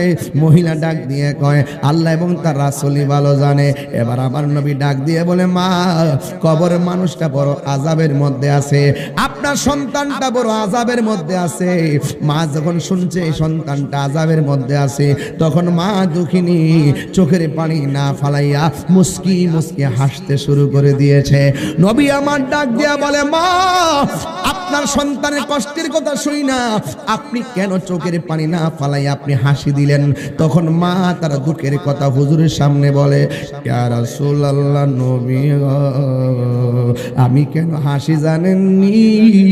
আমার সন্তানটারে আমি 10 মাস 10 দিন গর্ভে ধারণ করে রাখছিলাম।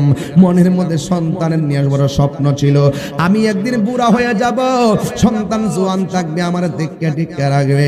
সন্তান যতই বড় হয়েছে ততই আমার ঘৃণা করা শুরু করছে। আমি লাঠি বর করে হাঁটি, আমার সন্তানটা আমারে এমন ভাবে অপেক্ষা করছে আর কষ্ট দিছে গো। আমার সন্তান আমার খবর লয় না, কষ্ট দিতে দিতে কষ্টের স্টিম রুলার একবারে দেয়ালের সঙ্গে লাগাইয়া দিছে। আমি মা দুঃখিনী আর সহ্য করতে পারি নাই। আমি আল্লাহর দুইটা হাত তুইলা বলছিলাম, আল্লাহ, আমার সন্তান নিয়ে পেটের মধ্যে এত কষ্ট করেছি, কিন্তু সন্তানটা আমারে মূল্যায়ন করে নাই, আমার সে দুনিয়ার মধ্যে বুড়া বয়সে কষ্ট দিছে, তুমিও তারে দুনিয়াতে নিয়ে তুমিও তারে কষ্ট দিও। এই কথা বলার পর ওই মহিলা ডাক দিয়া কয়, নবী গো, আমার সন্তান কষ্ট পাইছে, আমার কোনো আপত্তি নাই। আল্লাহ যে আমি ফাগলির ডাকটা শুনছে, আমার আল্লাহর প্রতি আমি অত্যন্ত কৃতজ্ঞতা জ্ঞাপন করি। আল্লাহ যে আমার কথা শুনছে, এই জন্য আমি আনন্দ করতেছি, হাসতেছি। এবার নবী তো উম্মতের দেওয়ানা, কথা বলা ঠিক কিনা? মা হাসতেছে, কিন্তু নবী তো দেখতেছে উম্মতে কান্দে, আর ওই কবরস্থানে সব জান্নাতে, একটা লোক জাহান্নামে।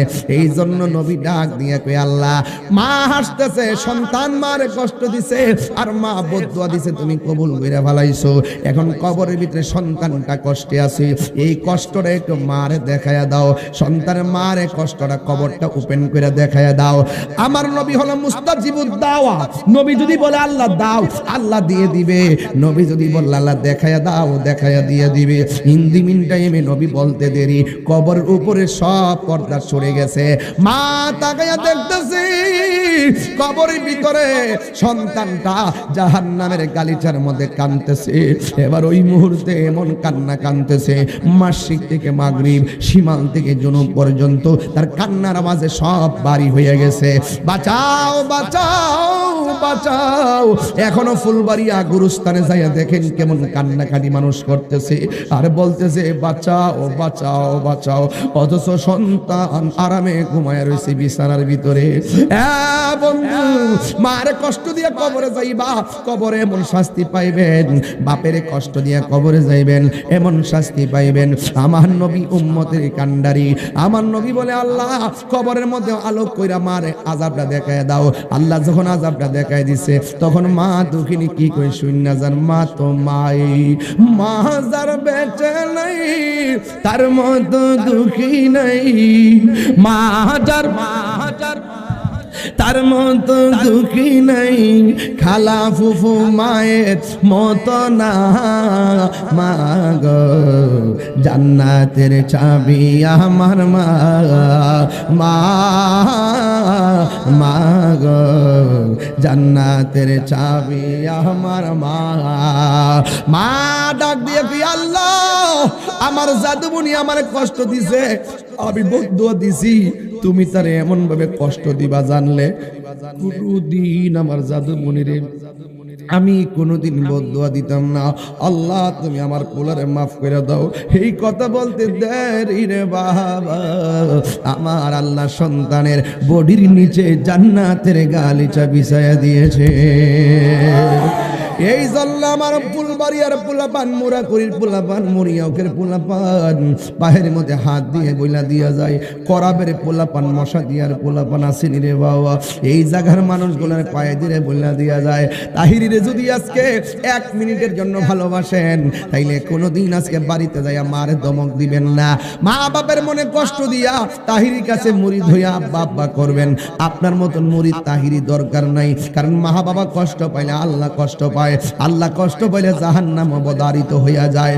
এই জন্য যুবক যাদের মা বাপ কবরে, আগামীকাল কবরস্থানে যাইয়া কবর জিয়ারত করবেন, আর যাদের মা বেঁচে আছে আজকে যাইয়া মার পায়ে দিয়ে মাফ চাই করবেন, মা ও মা তুমি আমারে মাফ করে দাও, মা তুমি আমার আগে যেও না গো মরে, কন্যা কন্যা মা তুমি আমার আগে যেও না গো মরে, আমি কেমন করে দেব মাটি